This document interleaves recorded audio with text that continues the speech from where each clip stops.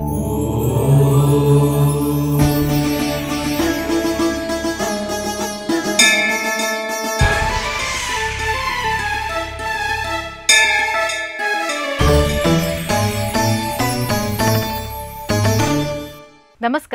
ETV live ఆధ్యాత్మిక channel శ్రీధ్యాత్ర కార్యక్రమానికి స్వాగతం. భారతీయ ఆర్ష ధర్మాన్ని తరువాత తరాల వారికి అందిస్తూ వెళ్లిన ఆధ్యాత్మిక గురువులు, దివ్య పురుషులు, దైవాంశ సంభూతులు ఎంతో మంది ఉన్నారు. భక్తి మార్గంలో ముందుకు వెళ్లాలంటే, జ్ఞాన వైరాగ్యాలను పొందాలంటే అందుకు అవసరమైన దారిని ఆ మహాపురుషులే చూపించాలి. వారి ద్వారా భగవంతుడి సన్నిధికి చేరుకోవటం తేలికవుతుంది. అలాంటి వారిలో శ్రీ స్వామి నారాయణ ఒకరుగా కనిపిస్తారు. గుజరాత్ రాష్ట్రంలోని అహ్మదాబాద్లో వెలుగొందుతున్న బాబ్స్ శ్రీ స్వామి నారాయణ మందిరం నేటి మన తీర్థయాత్ర.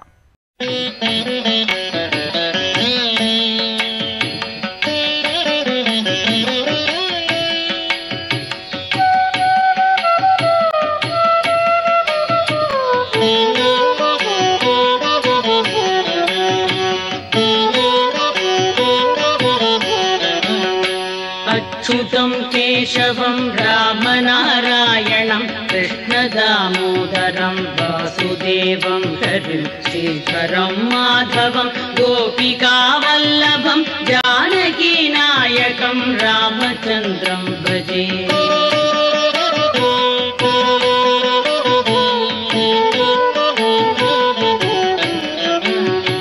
अच्युतं केशवं सत्यभामाधवं माधवं श्रीधरं राधिका राधितं इन्दिरामन्दिरं चेतसा सुन्दरं देवकी नन्दनं नन्दजं सन्दधे.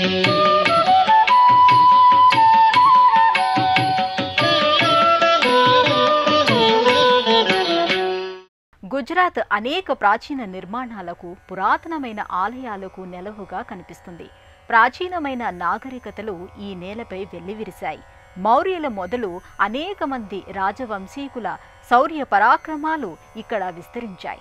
ప్రపంచంలోని మొదటి ఓడరేవులలో ఒకటిగా గుజరాత్ ఒక ప్రత్యేకతను కలిగి ఉంది. అలాంటి గుజరాత్ ఈ ప్రపంచానికి ఎంతో మంది ఆధ్యాత్మిక గురువులను అందించింది. వారిలో శ్రీ స్వామినారాయణ్ ఒకరు.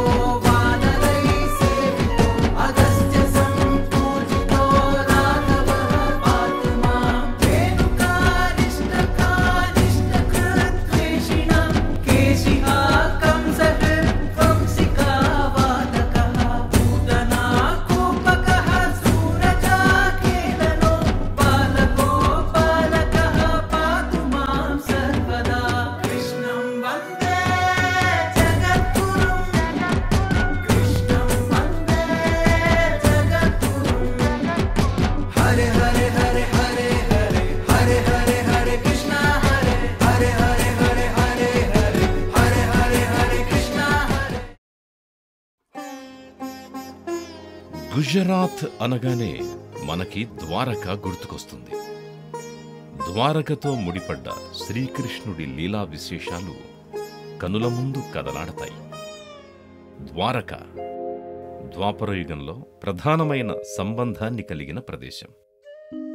ఆ యుగ నాయకుడు శ్రీకృష్ణుడు. ఆయన లీలా విశేషాలు భారతీయ ఆధ్యాత్మిక వ్యవస్థను పరిమళ భరితం చేశాయి. అజ్ఞానమనే చీకట్లను పారద్రోలుతూ జగద్గురువుగా ఆయన వెలుగురేఖలు ప్రసరింపచేశాడు. అలాంటి కృష్ణ పరమాత్ముణ్ణి సేవిస్తూ ఆయన చూపించిన ధర్మ మార్గంలో ఈ జగత్తును నడిపిస్తూ వెళ్లిన మహానుభావులలో స్వామినారాయణ్ స్థానం ప్రత్యేకం. ఆయన పూజలందుకునే క్షేత్రమే ఇది. షాహీబాగ్ రోడ్ని ఆనుకొని కనిపించే ఈ మందిరం మనోహరం. నాజూకైన శిల్పాలతో బహుసుందరంగా తీర్చిదిద్దిన స్వాగత ధోరణం దాటుకుని లోపలికి వెళితే ఒక సౌందర్య స్వప్నంలోకి అడుగుపెట్టిన అనుభూతి కలుగుతుంది. సువిశాలమైన ప్రదేశంలో నిర్మితమైన ఈ ఆలయాన్ని చూడగానే పాలలో ముంచి తీశారా లేక పాలమీగడతో చేశారా అనే భావన కలుగుతుంది. పాలరాతితో నిర్మితమైన ఈ ఆలయం అనేక మందిరాల సముదాయంలా అనిపిస్తుంది. ఖజురహోలోని ఆలయాల నమూనా మాదిరిగా కనిపించే ఈ మందిరం సుందరంగా సుమనోహరంగా కనువిందు చేస్తుంది, కళ్లను విశాలం చేస్తుంది. రహదారి పక్కనే ఉన్నప్పటికీ ఈ ఆలయ ప్రాంగణంలో అడుగు పెట్టగానే ప్రశాంతత పలకరిస్తుంది. మొదటి అంతస్తును వేదికగా చేసుకుని సాగిన ఆలయ నిర్మాణం ఆశ్చర్యపరుస్తుంది. ప్రధానమైన ఆలయం, విమాన గోపురం, ఉపాలయాలు, మంటపాలు, స్తంభాలు, వాటిపై ఆవిష్కరించిన అందమైన శిల్పాలు, స్తంభాలను కలుపుతూ అల్లిన తోరణాలు కళ్లను కట్టిపడేస్తాయి.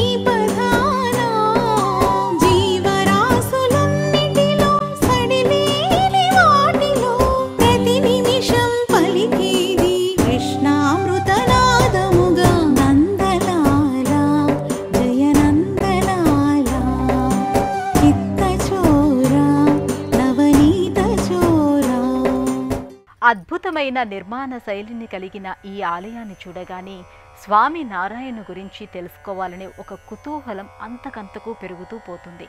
ఒక కృష్ణ భక్తుడిగా, ధర్మ మార్గాన్ని ప్రబోధించే ఆశ్రమవాసిగా, భారతీయ ఆధ్యాత్మిక పరిమళాన్ని విదేశాలలోనూ వ్యాపింపచేసిన గురుదైవంగా ఆయన చేసిన కృషిపై దృష్టి పెడతారు. అయోధ్యకి సమీపంలోని చాప్రా అనే గ్రామంలో హరిప్రసాద్ పాండే, ప్రేమావతి అనే బ్రాహ్మణ దంపతులు నివసిస్తూ ఉండేవారు. వీరిని ధర్మదేవ్, భక్తిమాతగా కూడా పిలిచేవారు. 1781 ఏప్రిల్ 3వ తేదీన ఆ దంపతులకు ఒక మగ శిశువు జన్మిస్తాడు. దివ్యమైన తేజస్సుతో వెలిగిపోతున్న ఆ పిల్లవాడు సామాన్యుడు కాదని మార్కండేయుడు అనే పండితుడు చెబుతాడు. తల్లిదండ్రులు ఆ పిల్లాడికి ఘనశ్యామ్ అనే నామకరణం చేస్తారు. ఘనశ్యామ్ 7వ ఏటనే వేదాలను, ఉపనిషత్తులను, పురాణాలను, ఇతిహాసాలను నేర్చుకుంటాడు. నీలకంఠ పేరుతో అనేక ప్రాంతాల్లో ఆధ్యాత్మిక సంబంధమైన పర్యటన చేస్తాడు. పూరి, బద్రీనాథ్, రామేశ్వరం, నాసిక్, ద్వారక, పండరీపురం వంటి క్షేత్రాలను దర్శిస్తాడు. వేదాంత, సాంఖ్య, యోగశాస్త్రాలను అధ్యయనం చేస్తాడు. ఘనశ్యామ్ తన పర్యటనలో ఎంతోమంది ఆధ్యాత్మికవేత్తలను కలుసుకుంటాడు. జీవాత్మ, పరమాత్మ, మాయ, పరబ్రహ్మ గురించిన సందేహాలకు సమాధానాలను అన్వేషించేవాడు. 21 ఏళ్ల వయసులోనే స్వామి నారాయణ్కి సన్యాసాశ్రమాన్ని ఇచ్చిన రామానంద స్వామి ఆయనకి సహజానంద అనే ఆశ్రమనామాన్ని ఇస్తాడు. అప్పటి వరకు రామానంద ఉద్ధవ సంప్రదాయం పాటిస్తూ వచ్చేవాడు. ఉద్ధవుడు శ్రీకృష్ణుడి సన్నిహితుడు, స్నేహితుడు. బాల్యం నుంచి చివరి వరకు వీరి స్నేహం కొనసాగింది. మహాభారత యుద్ధం సమయంలో అర్జునుడికి కృష్ణుడు గీతోపదేశం చేసినట్టుగానే ఒకవైపు ద్వారకను మహాప్రళయం ముంచెత్తనుండగా ఉద్ధవుడికి కృష్ణుడు ఉద్ధవగీతను బోధిస్తాడు. అయితే ఈ ఉద్ధవగీతను గురించి చాలా తక్కువ మందికి తెలుసనే చెప్పాలి. ఉద్ధవుడి గురించి మనకి గురువాయూరు కథలో కనిపిస్తుంది. ద్వాపరయుగం ముగిసే సమయం, మహాప్రళయం ద్వారకను ముంచెత్తే సమయం ఆసన్నమైనప్పుడు తన దగ్గరున్న కృష్ణుడి మూర్తిని కృష్ణుడే ఉద్ధవుడికి అందజేస్తాడు. ప్రళయానికి దూరంగా వెళ్లి ఆ మూర్తిని ప్రతిష్ఠించమని చెబుతాడు. ఈ విషయంలో బృహస్పతి, వాయుదేవుల సహాయం తీసుకోమని అంటాడు. అయితే ప్రళయకాల సమయంలో కృష్ణుడిని వదిలి వెళ్లడానికి ఉద్ధవుడు ఒప్పుకోడు. తాను కృష్ణుడితోనే ఉంటానని పట్టుపడతాడు. ఆ సమయంలో కృష్ణుడి నోటి వెంట వెలువడిందే ఉద్ధవ గీత. అప్పుడు కుదుటపడ్డ ఉద్ధవుడు తన గురువైన బృహస్పతిని, వాయుదేవుణ్ణి ప్రార్థిస్తాడు.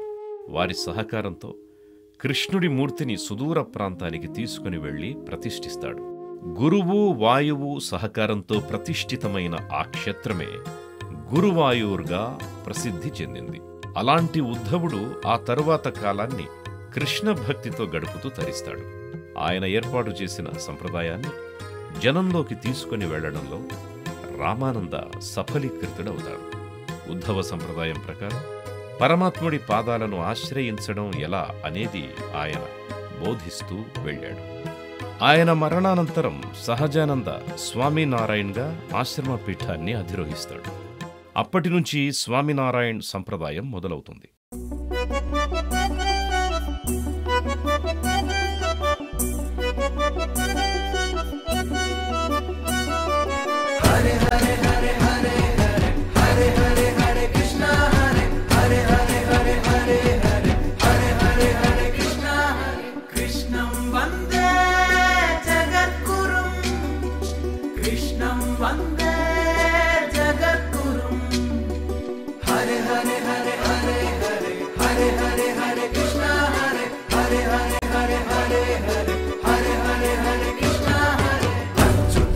కేశవం రామనారాయణం కృష్ణ దామోదరం వాసుదేవం హరిం శ్రీధరం మాధవం గోపికా వల్లభం జానకీ నాయకం రామచంద్రం భజే.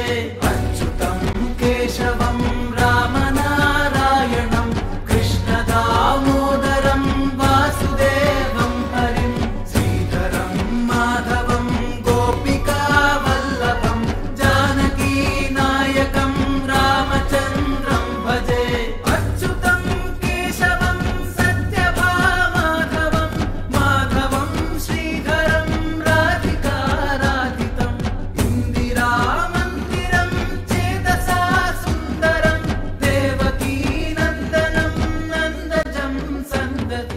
భారతీయుల జీవన విధానం బలమైన ఆధ్యాత్మిక పునాదులపై ఆధారపడి ఉంది. అందువలన హైందవ సంస్కృతి సాంప్రదాయాలను కాపాడుతూ స్వామినారాయణ్ ముందుకు వెళ్లారు. సమాజంలోని పరిస్థితులను అర్థం చేసుకుంటూ అందుకు అవసరమైన సంస్కరణలను ఆచరణలో పెడుతూ తన నిరంతర ప్రయాణాన్ని కొనసాగించారు. స్వామినారాయణ్ ప్రబోధాలు దేశ విదేశాలలో వారిని ప్రభావితం చేస్తాయి. ఆయన శిష్యగణాల సంఖ్య పెరిగిపోతోంది. భగవద్గీతకు మరింత ప్రాచుర్యాన్ని కల్పించడం, యజ్ఞయాగాదుల ప్రాముఖ్యతను చాటి చెప్పడం, పేదలకు సాయపడడం, జంతు బలులను నిరసించడంతో పాటు మోక్షం అనేది అందరికీ లభించేది కాదు అనే ఒక అపోహను తరిమివేయడానికి ప్రయత్నిస్తూ వెళ్లాడు స్వామినారాయణ్. స్వామినారాయణ్ 1822లో అహ్మదాబాదులో నర్ నారాయణ గడి పేరుతో తొలి ఆలయాన్ని నిర్మించారు. ఈ ఆలయం 1000 ఎకరాల ప్రదేశాన్ని కలిగి ఉండడం విశేషం. వ్యామోహాలకు ఆకర్షణలకు దూరంగా ఉంటూ ఆధ్యాత్మిక మార్గంలో సాగిపోమ్మని చెప్పిన స్వామినారాయణ్ బాటలోనే ఆయన శిష్యులు కొనసాగారు. వారిలో శతానంద స్వామి ఒకరు. ఆయన శిష్యుడైన శాస్త్రీజీ మహారాజ్ సంకల్పం కారణంగా ఉద్భవించినవే బాబ్స్ శ్రీ స్వామినారాయణ్ మందిరాలు. స్వామినారాయణ్ మందిరాలు ప్రపంచవ్యాప్తంగా విరాజిల్లుతున్నాయి. దేశ విదేశాలలో భక్తిభావ సౌరభాలను వెదజల్లుతున్నాయి. అవి తమ విధి విధానాలకు తగిన విధంగానే ధర్మబద్ధంగా కొనసాగుతున్నాయి.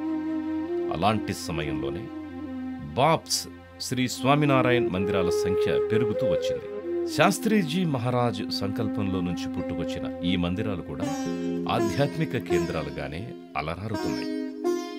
శాస్త్రీజీ మహారాజ్ తన గురువైన గుణాతీతానందను ఆయన గురువైన స్వామినారాయణ్ను కలిపి ఆరాధించాలి అనుకుంటాడు.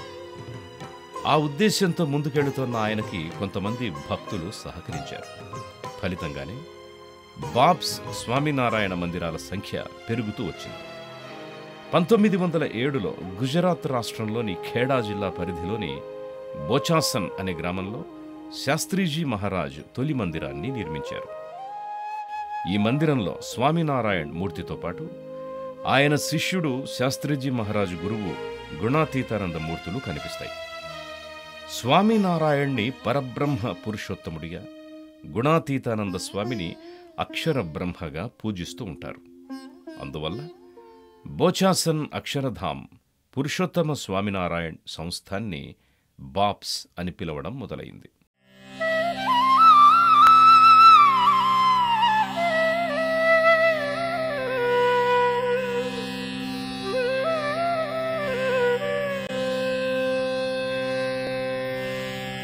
अधरं मधुरं वदनं मधुरं नयनं मधुरं हसितं मधुरं हृदयं मधुरं गमनं मधुरं मधुराधिपते रखिलं मधुरं वचनं मधुरं चरितं मधुरं वसनं मधुरं वलितं मधुरं चलितं मधुरं भ्रमितं मधुरं मधुराधिपते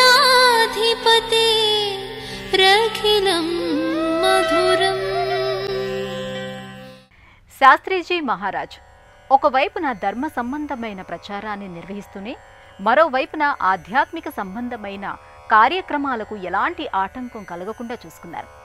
సారంగపూర్, గోండాల్, అట్లద్ర, గడద ప్రాంతాలలో మరో 4 మందిరాలను నిర్మించారు. అలా ఆయన తన గురువు యొక్క ఆశయాలను, ఉపదేశాలను అడుగడుగున ఆచరణలో పెడుతూ ఆధ్యాత్మిక వైభవానికి తన వంతు కృషి చేశారు. స్వామినారాయణ్ణి విష్ణు అంశ సంభూతుడిగా భావిస్తారు. కృష్ణావతారంగా కూడా భావించి సేవిస్తారు. కృష్ణుడికి పాలు, మిగడ, వెన్న అంటే ఇష్టం కనుక పాలనురుగుల ఈ ఆలయాన్ని నిలిపారు అని అనుకోవాలి. ప్రధానమైన మందిరంపై గోపాలకులు, గోపకాంతల ప్రతిమలు కనిపిస్తాయి. అలాగే మహర్షులు, సిద్ధులు, యోగుల ప్రతిమలు కూడా అందంగా అమర్చారు. ఇక దశావతార మూర్తుల ఆవిష్కరణ కూడా అపూర్వంగా కనిపిస్తుంది.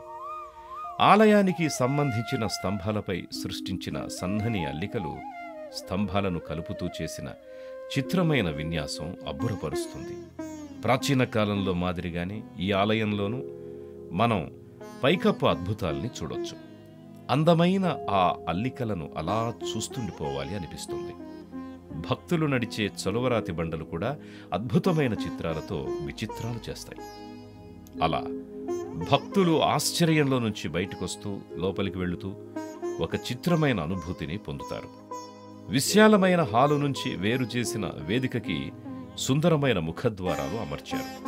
అందువల్ల 3 ద్వారాలలోని మూర్తులు వరుసగా కనిపిస్తూ ఉంటాయి.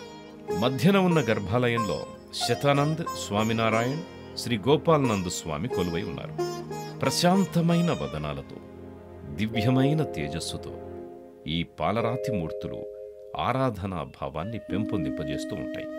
ఒకవైపున గల మందిరంలో వేణుగోపాలుడు, రాధ, స్వామినారాయణ్ దర్శనమిస్తారు. ఇక స్వామినారాయణ్ ఆశ్రమనామాన్ని స్వీకరించడానికి ముందు ఆయన పేరు ఘనశ్యామ్. అప్పటికి ఆయన మూర్తి కూడా ఇక్కడ జ్ఞానదీపికలా వెలిగిపోతూ ఉంటుంది. ఈ మూర్తుల వస్త్రధారణ, అలంకరణలు ప్రత్యేకమైన ఆకర్షణగా నిలుస్తాయి. భక్తులు ఒక్కో మందిరం దగ్గర ఆగుతూనే మంత్రముగ్ధులవుతారు. దివ్యమైన తేజస్సుతో వెలిగిపోతున్న ఈ పాలరాతి మూర్తుల పాదాల చింతనే చూపులు ధారపోస్తారు. చాలా మందిరాలలో, ఆలయాలలో గర్భాలయాలు సాదాసీదాగానే కనిపిస్తూ ఉంటాయి. కానీ స్వామినారాయణకి సంబంధించిన ఆలయాల్లో మనం గర్భాలయ అద్భుతాలు చూడొచ్చు. అందమైన, అపూర్వమైన నగిషీలతో కూడిన వేదిక, తోరణం, మూర్తుల అలంకరణ సమ్మోహితుల్ని చేస్తాయి. శ్రీరామనవమి రోజున స్వామినారాయణ్ జయంతిని నిర్వహిస్తారు. ఆ రోజున ఇక్కడ భక్తుల సంఖ్య ఎక్కువగా కనిపిస్తుంది. ఇది కృష్ణుడి సౌందర్య మహిమను, నిర్మాణ సంబంధమైన విన్యాసం చేసే మాయను, స్వామినారాయణ్ చూపించే ఆధ్యాత్మిక సంబంధమైన ప్రభావమో అర్థం కాదు. కానీ ఈ మందిరంలో నుంచి బయటికి వెళ్లాలంటే మాత్రం మనసొప్పదు.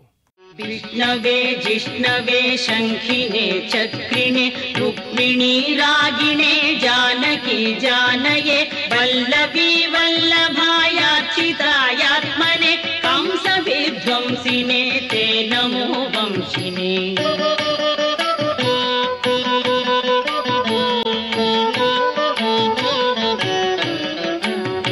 కృష్ణ గోవింద హే రామ నారాయణ శ్రీపదే వాసుదేవాదిత శ్రీనిధే అచ్యుతానంద హే మాధవ భోక్షజ ద్వారకా నాయక द्रौपदी रक्षक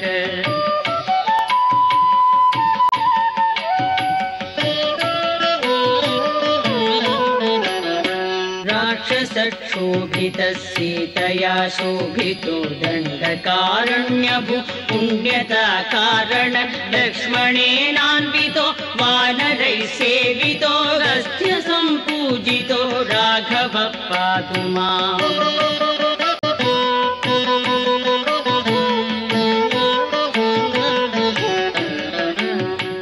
ఈ ఆలయంలో మెట్ల నుంచి మొదలు పెడితే గర్భాలయ మూర్తుల వరకు అడుగడుగునా మనకు ఆనందాశ్చర్యాలను కలిగిస్తూనే ఉంటాయి. ఉపమందిరాలు కూడా ముచ్చటగా కనిపిస్తూ మనసులు కొల్లగొడతాయి. ఇతర స్వామి నారాయణ మందిరాలలో మాదిరిగానే ఇక్కడ కూడా ఉపాలయాలలో గణపతి, శివుడు, హనుమ పూజలు అందుకుంటూ ఉంటాడు. ఆలయం తలుపులు ఉదయం 7:30 గంటలకు తెరుచుకుంటాయి. మధ్యాహ్నం 12 గంటల వరకు మాత్రమే భక్తులను అనుమతిస్తారు. ఆ తరువాత సాయంత్రం 4 గంటల నుంచి 8 గంటల వరకు దర్శనానికి అనుమతిస్తారు. ఈ మందిరం సన్నిధిలోనే గణపతి, హనుమ మందిరాలు ఉన్నాయి. ప్రధానాలయాన్ని దర్శించుకున్న భక్తులు ఆ తరువాత ఇతర మందిరాలకు నమస్కరిస్తూ వెళుతారు.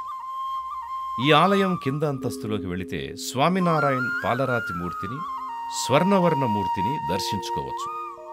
స్వామినారాయణతో పాటు ఇతర గురువులకు సంబంధించిన చిత్రపటాలు కూడా ఇక్కడ కనిపిస్తాయి. వారిలో భగవద్జీ, యోగీజీ, ప్రముఖ్ మహారాజ్ వంటి వారు మనకు కనిపిస్తారు. ఇక్కడి ఆవరణలో ఆలయానికి సంబంధించి ఒక స్టాల్ ఉంటుంది.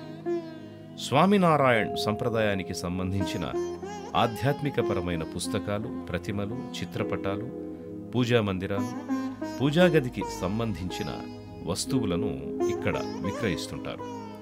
స్వామినారాయణ్ సంప్రదాయం పట్ల ఆకర్షితులైన వారు, ఆధ్యాత్మిక జీవితం పట్ల ఆసక్తి ఉన్నవారు వాటిని కొనుగోలు చేస్తారు. దేశంలోని అన్ని ప్రధానమైన నగరాల నుంచి అహ్మదాబాద్కి బస్సు, రైలు, విమాన మార్గాలున్నాయి. హైదరాబాదు నుంచి జహీరాబాద్, షోలాపూర్, పూణే, ముంబై, సూరత్, వడోదరల మీదుగా అహ్మదాబాద్కి చేరుకోవచ్చు. అక్కడి నుంచి స్థానిక వాహనాల్లో ఈ మందిరానికి చేరుకోవచ్చు. ప్రశాంతత, పవిత్రత సమ్మేళనంగా కనిపించే ప్రదేశం, సుందరమైన నిర్మాణ శైలితో కనులను కట్టిపడేసే పాలరాతి మందిరం, భక్తి, జ్ఞాన, వైరాగ్యాలను కలయికగా కనిపించే ఆధ్యాత్మిక ధామాన్ని వీక్షించారు కదా. మరో ఆలయ సందర్శనముతో మరో తీర్థయాత్ర కార్యక్రమంలో మళ్ళీ కలుసుకుందాం. అంతవరకు సెలవు. నమస్కారం. जिष्णवे शङ्खिने चक्रिणे रुक्मिणी रागिणे जानकी जानये वल्लभी वल्लभायार्चितायात्मने कंसविध्वंसिने वंसिने ते नमः। जिष्णवे जिष्णवे शङ्खिने चक्रिणे रुक्मिणी रागिणे जानकी जानये वल्लभी वल्लभायार्चितायात्मने कंसविध्वंसिने वंसिने ते नमः। कृष्ण गोविन्द हे राम नारायण श्रीपते वासुदेवाजिता श्रीनिधे अच्युतानन्द हे माधवा ध्वंसज द्वारकानायका द्रौपदी रक्षक। कृष्णं वन्दे जगद्गुरुं कृष्णं वन्दे जगद्गुरुं। हरे हरे हरे हरे हरे हरे हरे हरे कृष्ण हरे हरे हरे हरे हरे हरे हरे हरे हरे कृष्ण हरे। ఈ కార్యక్రమాన్ని తిరిగి చూడాలనుకుంటే www.youtube.com/@ETV Life Spiritual లో చూడవచ్చు.